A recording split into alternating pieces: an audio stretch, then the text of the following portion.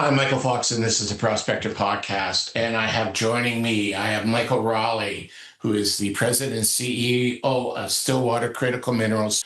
Welcome, Michael. Thanks, Michael. Glad to sit down again. Yes, this is going to be a little bit of a different chat. Your company is in the critical mineral space. You have projects in both the United States and in Canada.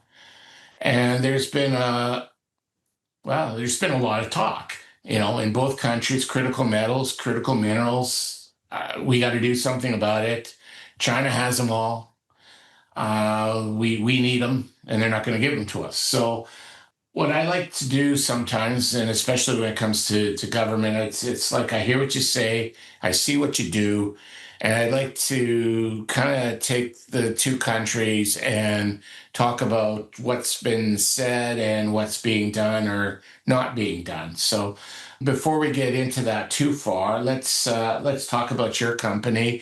Let's give everybody an overview of who you guys are and what you're doing and where you're doing it.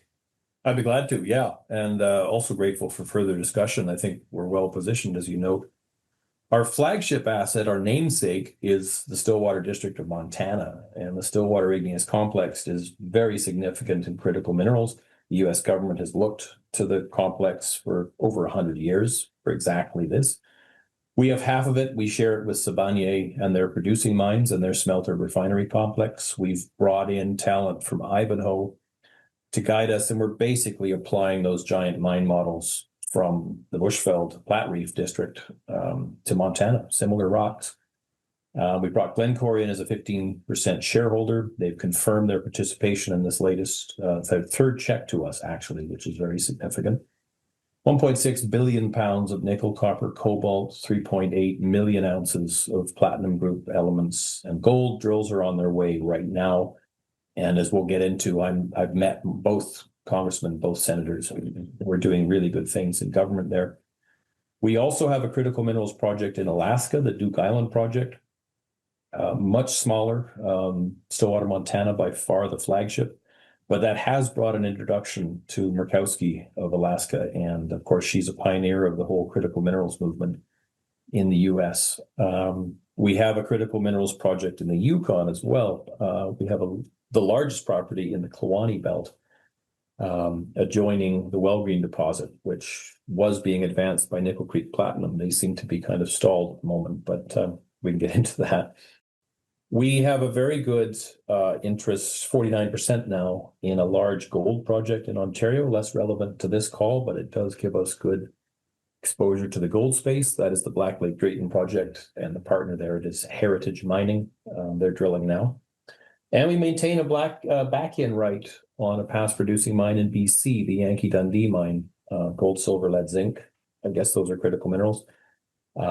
Again, not our focus. Very much Montana is the focus, and perhaps Kluane, Yukon in second place. Okay, that's a good overview of the company. And as we say, you're dealing with projects that are critical metals in both Canada and the United States. And the nice thing in the U.S., you have a couple of different jurisdictions that we could draw some comparisons and contrasts with. When I look at the U.S., I've been hearing about critical metals now since Trump 1.0. It started there. It rolled into the Biden administration, rolled into Trump 2.0, and there's been increased emphasis, and there's been a lot of talk. There's been a lot of, ceremonial signings of declarations. But in the reality, the United States is a quilt of regulations, and some of them date back a couple of 100 years. And a lot of them can be found to be in conflict with one another. Is this improving at all, or are we still kind of dealing in that environment and getting that cleaned up in order to help everything? The intent is to clean things up, and this Fast 41 dashboard that we've been hearing about recently is exactly that. It's intended to bring transparency, communication, especially with regard to environmental permits, and to fast-tracking things. But you're absolutely correct that there are antiquated and sometimes overlapping laws there. I mean, it's the Mining Act of 1872 for starters, right? It's the only one in the world that has such an antiquated system. And then you're using the DPA, the Defense Production Act from 1950. Fast 41 itself is from 2015. So these are all sort of different levers being worked at different times to advance things.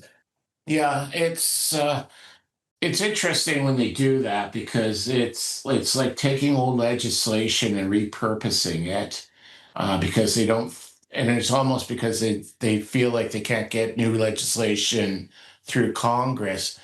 But at the same time, the other downside to doing that is litigation. They issue a permit based on the Defense Production Act, and then litigants start to question whether that permit has been issued legitimately, and that starts to slow the process down. Litigation is one of the main concerns about being in the US, absolutely.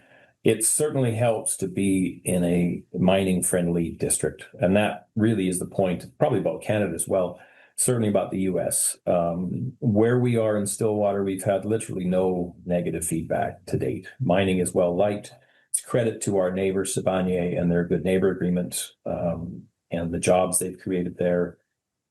Everything's been above board, and we're being embraced as a result, including by our congressmen and senators, which is fantastic, as well as by local associations right up to the Chamber of Commerce of Montana. That makes a really big difference as you go, because basically the way you navigate that maze, you described that image from Cassidy and Associates of the U.S. funding avenues for critical minerals. The way you navigate that is by getting your congressmen and senators engaged. There's also a big difference between whether, and this is a US issue, not a Canadian issue, because in Canada, land is land. But in the US, there's private land and then there's Bureau of Land Management land. And it's a lot easier sometimes to get stuff done on private land than having to work with BLM, but it's not impossible to work with the BLM. As you guys know, you're on BLM land and are having no issues. That's right. Yeah. And that was a big part of, that wasn't a big part. That was part of Glencore's due diligence. And everything has been good where we are. It can be a problem. It can also be a problem in Canada if you've got local groups and First Nations opposed. It's not clear in either place. And I kind of laugh at the stats that, it takes 17 years from discovery to production, because it's so variable based on where you are. I mean, Ivanho Electric is doing great things to fast track their copper project. You're right. It does. It's that's kind of like an average. Yeah, you mentioned Ivanho Electric, and then I can talk about Twin Peaks in northern Minnesota. That's 25 years, and they still haven't got a mining permit. So they got a moratorium against them actually at one point. Yeah. Yeah. Well, as far as I know, that moratorium is kind of still there. So, Yes. And you it, notice that Glencore is there with NorthMet. They're part of the tech work together, and yet they're interested in Montana, which tells you something. yeah. Well, and you would think Minnesota, with the history of mining in that state, they'd be a lot more like Montana. But as you say, jurisdiction can make even in the same country, can make a huge world of difference. In Minnesota, you've got a lot of surface lakes and a lot of brown rice farming. And to get those two things to coexist seems to be the challenge. Yeah. In Montana, where we are, you've got literally two mines producing right next door. In fact, one of them is half a kilometer from us. And you've already got a smelter that's very well run. You've got a good neighbor agreement in place that, frankly, is a precedent for the industry on how to operate locally. And it's been harmonious for almost 3 decades now. So you guys are permitted in Montana. You've spent a lot of time with politicians. Is that the biggest key to helping ease your way through this maze of permitting issues in order to get you to where you are today? Like, could a mining operation just go in and try and wing it on their own, or do they really need the political clout and background to help them? You certainly, people do try, but it is a maze as you describe. And, you've got limited time, limited resources. Where do you begin? The permitting piece is probably separate from some of the funding aspects. We've always had it easy in the permitting. In fact, I've got drill permits faster on this project than other projects we've had. And in fact, our drill permits got easier this January because they started putting this magic language, the onus is on the operator to follow the permit. And we will check annually, which is frankly the way I think it should be. You don't need to come up and inspect every drill pad, for example. You can check at year end for the parameters that we've agreed to. We're blessed to have regulators that also work with Sibanye. So it's been very easy for us. They often will just simply reference a study that's already done, The bigger piece for us is funding, and a good place for us to touch on this call is how do you actually fast track these mining projects? What do we need? I'm less concerned with getting a drill permit. I'm well permitted. I've never had the funds to fully complete those drill permits. And that seems to be Department of Defense funding, especially these matching grants that we've seen about a dozen of them now, usually done under Defense Production Act, Title III from 1950. Matching grant funding up to $50 million is possible. And that's the process that we've entered to secure drilling and metallurgy funding, matching grant funding, and PEA level work, even feasibility study. That's the best channel for that. There is other money available for downstream stuff and processing and beneficiation, but it seems to be DOD for that. So let's talk about the Defense Production Act of what did you say, 1952? 1950, Harry Truman. 1950, Harry Truman. Stuff, yeah. Okay, let's talk about that. What was the purpose of that, and why is it still active today? And how has the government turned that into a ability to fund critical metals projects? It's pretty interesting, and it speaks maybe to the sometimes antiquated nature of U.S. regs and procedures. It was created so that when something is deemed an emergency, they can access capital for it, right? And that was Korean War era thinking, Cold War era thinking. Since then, that DPA Title III has been used for COVID masks, mines, any number of things. And about a dozen, off the top of my head, about a dozen mining projects have been approved for matching grant funding, usually in the 10, 20 million bracket range for, say, a 3-year sort of project. It's perfect for us, right? Because we're typically doing raises of 5 to 20 million. And a lot of that money goes into drilling.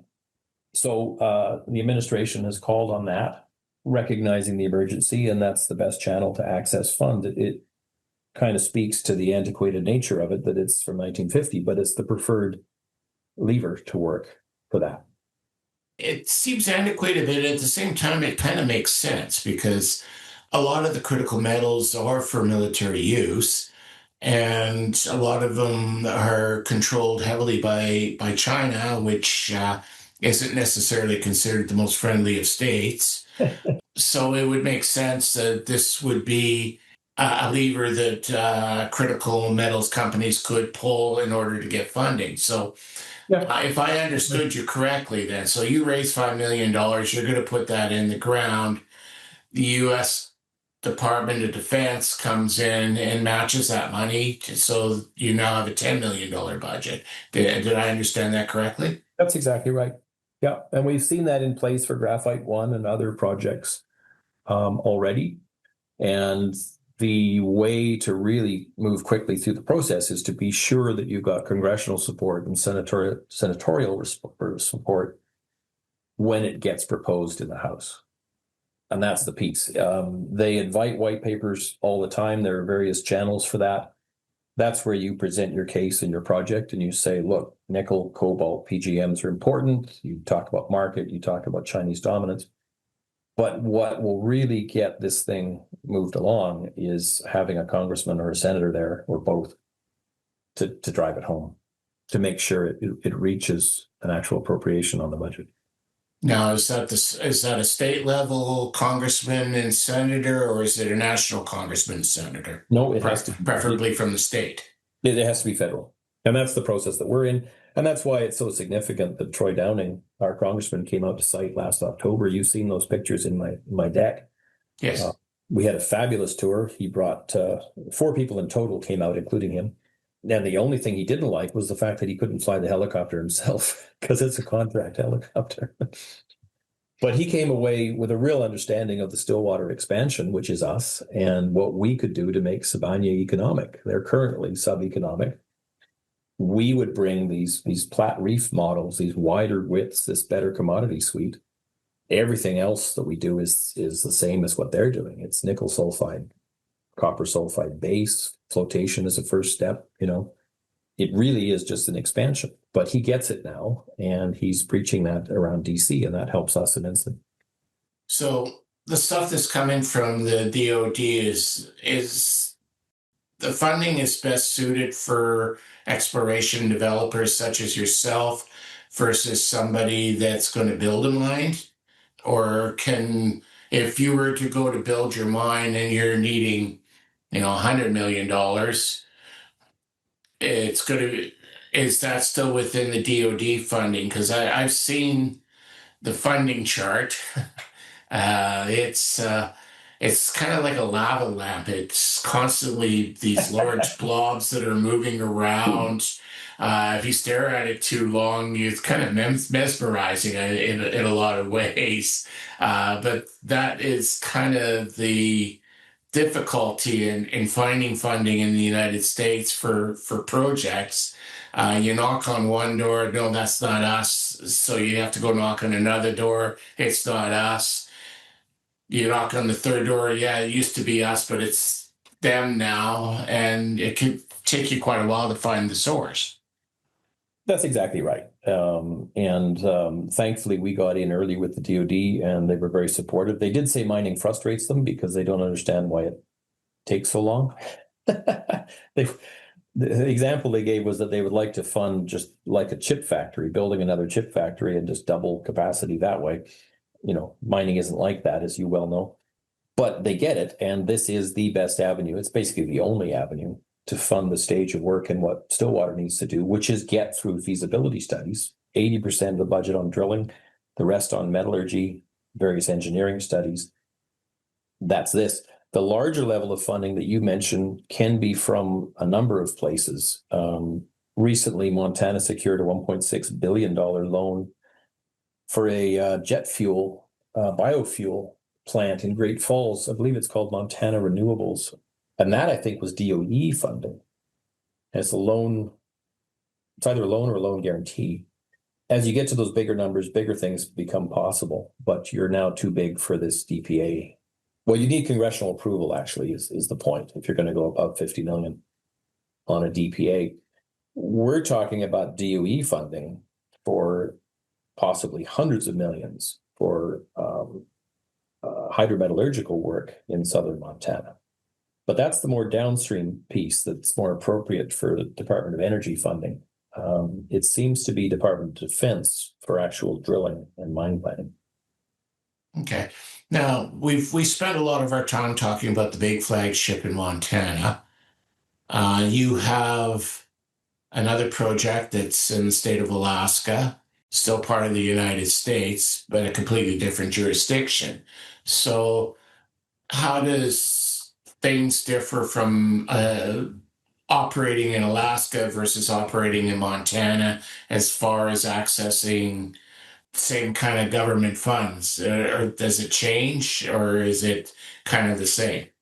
The interest is definitely there.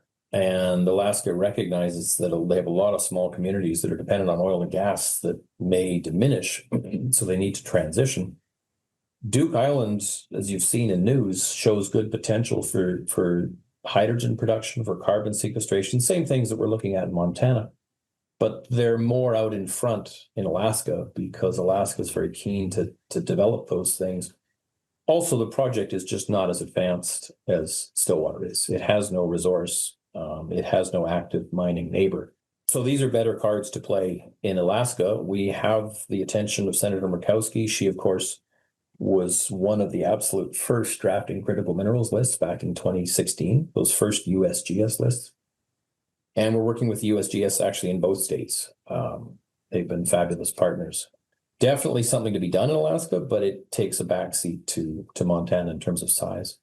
But you can still access the same kind of D&D funding in Alaska for your project and where you're at. You don't have to jump through some of the hurdles and hoops that you've already gone through in Montana in order to get the funding. You can still get them at this grassroots level. Yes, and those RPE grants actually become very real. These are DOE grants, usually through a university or a research partner. We have those in place in Montana, and we are going for one in Alaska as well, with Grishma Gattikota now at Columbia. Those are also well positioned for those earlier stage bodies of work. Okay, so let's go down the road a little bit further. You take Stillwater, it becomes a mine. So you start to take the ore. The key right now in the critical metal space is that China controls most of the processing and most of the ore. And that's why it's got the monopoly that it has. So you get your ore, where does it going to go? Is there processing in the United States for your ore once it's mined out of the ground? The only platinum group smelter is the one right beside us in Columbus, Montana, that processes concentrate made by the two mills right beside us at the two mines run by Sibanye. There is no nickel processing in the US, really. Sibanye makes a small amount of nickel sulfate actually right there in Columbus in their base metal plant, but it doesn't really register on the US's nickel demand, or even against the production of the only US nickel mine, the Eagle mine in Michigan, which itself is a single-digit % of the US's demand. The US really doesn't have a nickel processing chain. We're proposing to build that in southern Montana, and the senators, congressmen seem to be really on board with that. There's no reason not to. You've got the Stillwater complex right there. It looks like Bushveld, South Africa, and we have the piece that could drive all that. But that's going to be a much larger ticket than the DND is going to be able to write a check for. Correct. It helps that the economics are likely robust. Sibanye is, of course, losing money right now. That's very public. They're laying people off. That's due to the geometry and grade of their deposit. It's very high grade, but it's palladium rich, and it's 1.8 meters wide. So it costs them, I think right now they're saying $1,300 for every ounce, and those ounces only recently became worth more than 1,000. They don't process completely in Montana either. They ship a very upgraded product to New Jersey for finishing. They did get their 45X tax credit, though. Speaking of things governments can do, Sibanye now gets the 45X tax credits for critical minerals production, which was good to see. We would definitely be proposing a substantial expansion of that. And the point about economics is that we would bring in what Ivanho and the neighboring Mahalaquena mine run by Anglo in South Africa are doing. Costs might be sort of $600 or $700 per ounce, profitable through many, many markets. So I'm going to ask the question that I ask often when we have these critical metals discussions, because at the processing level, the predominant reason that China's been able to secure the monopoly that they have is they have next to no environmental laws whatsoever, and the processing of these materials can be considered very toxic. So the question that I have in an ESG world is, what compromises are we prepared to make in the West in order to wrest away that monopoly from the Chinese? That is the question. And people have to start factoring that, or governments have to start factoring that in. Why is nickel sub $7 a pound right now? Who can afford to operate at that? BHP has closed Nickel West in Australia simply because of price. They even said it in their news release. China's vertically integrated. The state will fund the flooding of the market. And that's exactly what they're doing with nickel, rare earths, you name it, graphite. That is their MO. They've done it before. They're doing it now. The government has levers that it can work. The U.S. government, especially when it wants something and writes a check for it, it subsidized chrome mining in the Stillwater district in the 40s and 50s. Why? Because this is still America's best chrome resources. The seams were sort of 2 feet wide. They needed help to mine it, so they did. The U.S. funded the aluminum mines of Quebec in World War II when it needed aluminum. It doesn't have its own aluminum mines, apparently. What we're proposing, what could work now, is the U.S. building this stockpile, for example. And if it would agree to buy metal from us, say, at a set price or even just a quantity, I could take that to the bank and build a mine. Perhaps they put a floor on prices as part of that, We've also talked with the government about flow-through tax credits to encourage investment in critical minerals advancement. That would help our sector as we look to de-risk these projects. That's more on the exploration end and less on the actual producing end, but it's all possible. Okay, yeah, and flow-throughs, that is something that Canada and the U.S. differ upon. Canada not only has flow-throughs, but they also have additional credits for flow-throughs on critical metals. So, as much as this discussion has been about the U.S., we're also going to move to contrast Canada into that a little bit as well. And this would probably be a good jumping point for us to do that. So, in Canada, we have a new government. The Trump administration began in January. The new Carney administration began at the end of April. So I guess it's a little younger than the current U.S. Administration. But I hear a lot of talk. I haven't seen a whole lot of action yet. But again, it's only been 2 months. But Canada seems to be late to the critical metals party. It's sort of like everybody's been talking about it, and all of a sudden we just stumbled on it and cottoned on, hey, we've got these things too. The U.S. definitely led the charge on that. The critical minerals list, initially by the USGS and Murkowski, starting in sort of 2016 and then ramping up. I think it's now 4 dozen or even 50 commodities on there. We saw Canada, the EU, India, Australia, other countries follow suit. You're absolutely right. And now we're talking about critical mineral stockpiles with the EU and other nations, other groups. And that's very interesting to see. Of course, Canada provides the U.S. with 60% of its nickel right now. Are we really not going to keep selling nickel to them? We process the nickel. We and other international bodies process the nickel currently that comes out of the Eagle mine. So very interesting time in geopolitics. And Canada is late to the party, but it absolutely needs to develop these things. We would be glad to do that with partners in First Nations at the Kluane project in Yukon. We're very close with Champagne-Atish and Kluane Nation, respectively, and I would love to advance something there as a precedent. Yeah, I was in Kelowna, and one of the guests there was John Desjardins, who is the head of the Indigenous Resource Network.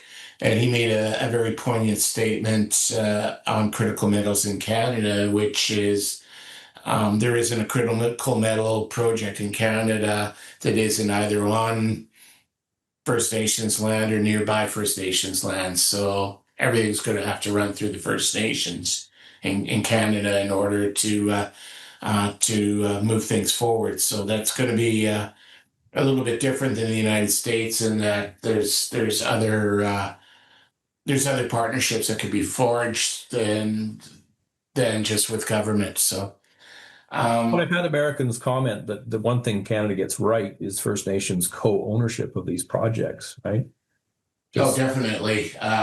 Bring them in early. Actually, and Alaska actually does a good job of that, because the reason that Donlin Creek is popular versus like Pebble, which is nearby, is simply First Nations ownership.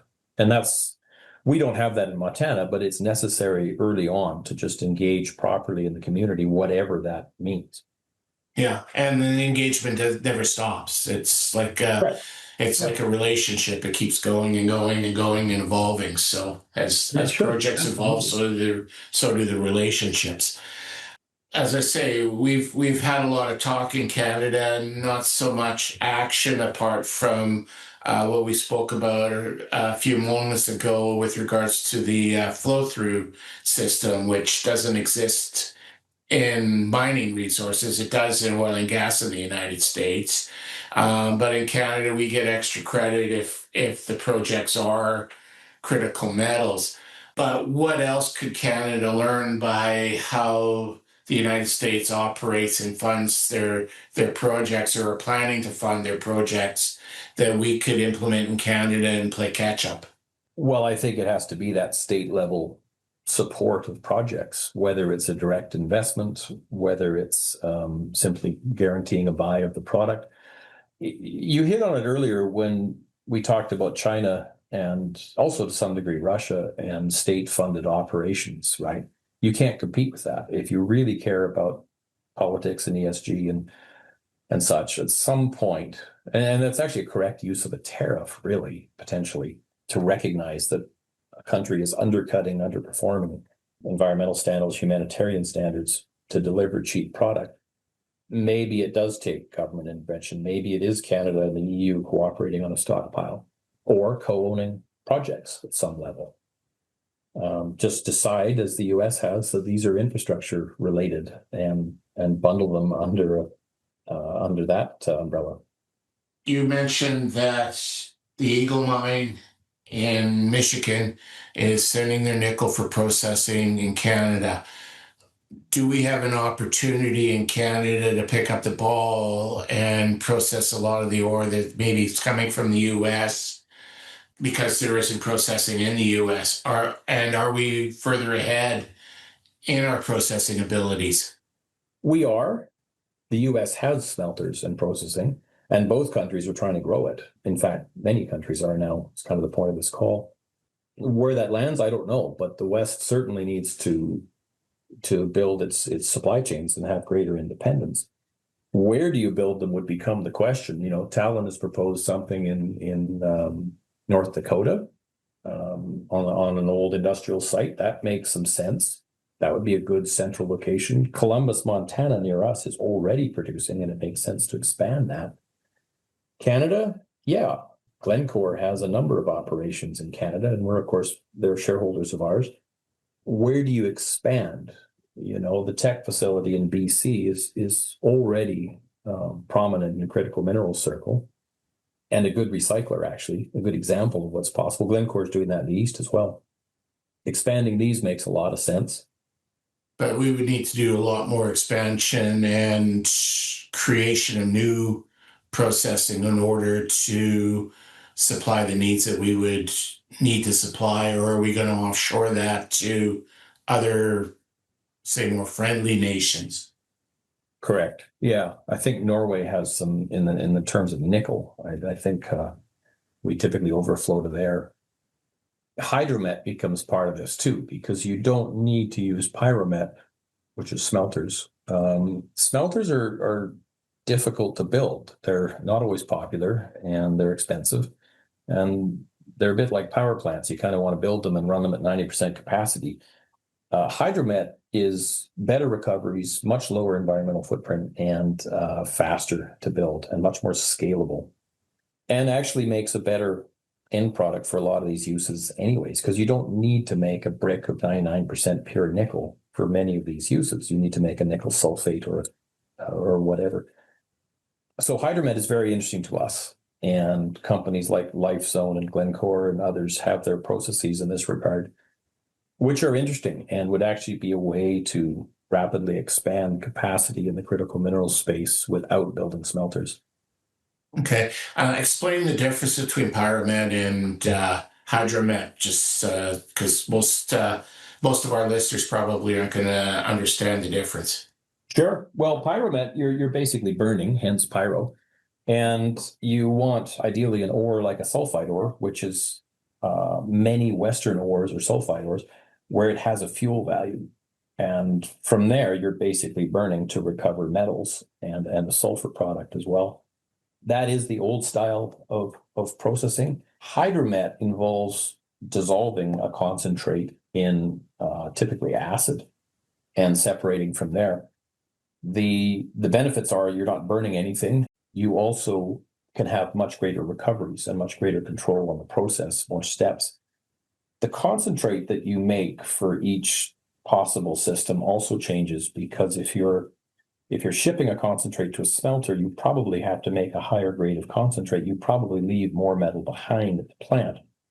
If you're making a concentrate for a hydromet operation, you can probably do a cruder concentrate and include more metals in the first place. So you've got higher recoveries at the mine and lower costs, and then you've got more options and greater recoveries downstream as well in a hydromet plant. There are a number of compelling aspects to that.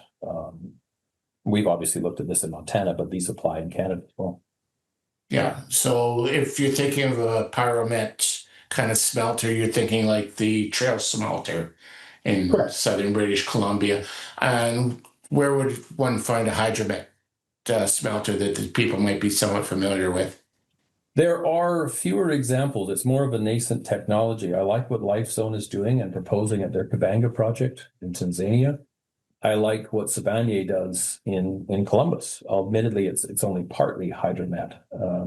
Teck does the same. It's a bit of a hybrid process. They do have a hydromet component there.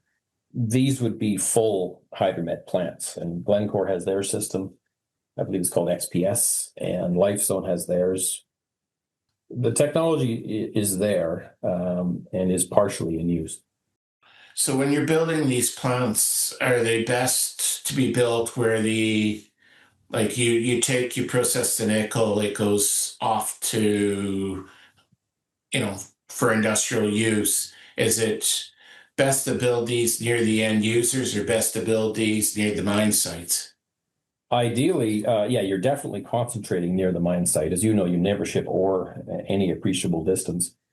The concentrate from there is the question. If you have to ship the concentrate internationally, then you've probably got much greater losses in processing at the mine. If you want a domestic supply chain, then it behooves you to have the downstream processing close by as well. And that's the pullback we're seeing from what is currently a global supply chain. Nickel certainly is completely global.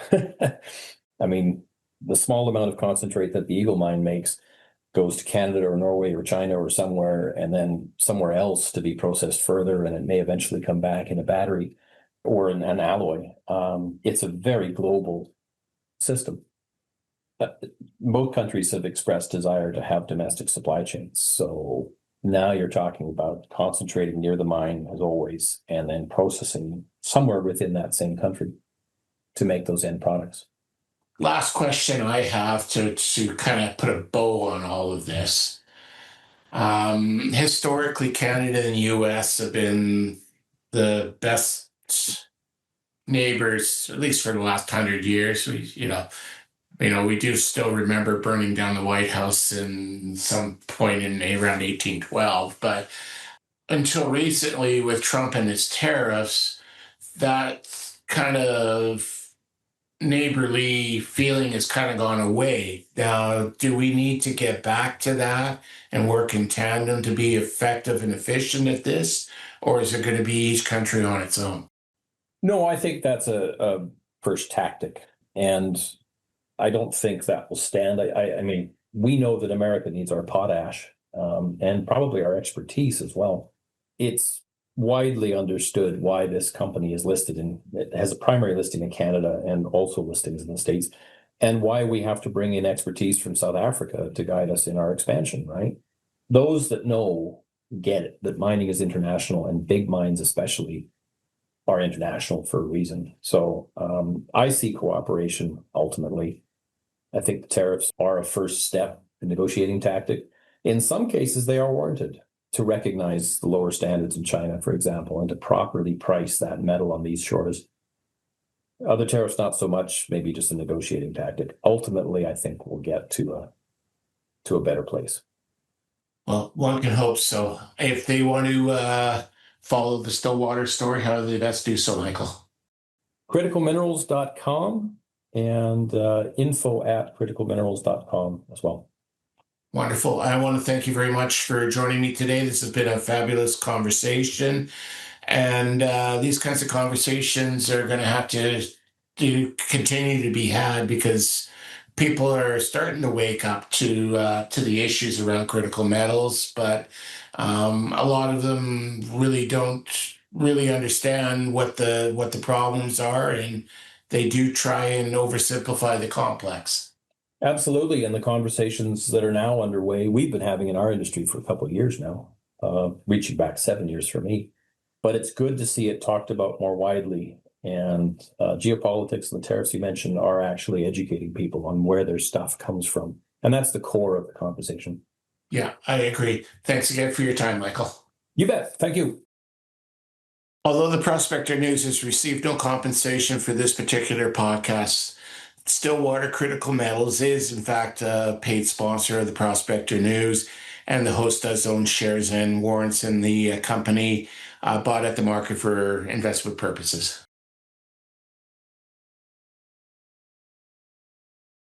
The Prospector News podcast is for educational purposes only. The opinions expressed are those of the participants and are not to be taken as investment advice. Listeners need to do their own due diligence and seek advice of a licensed investment advisor.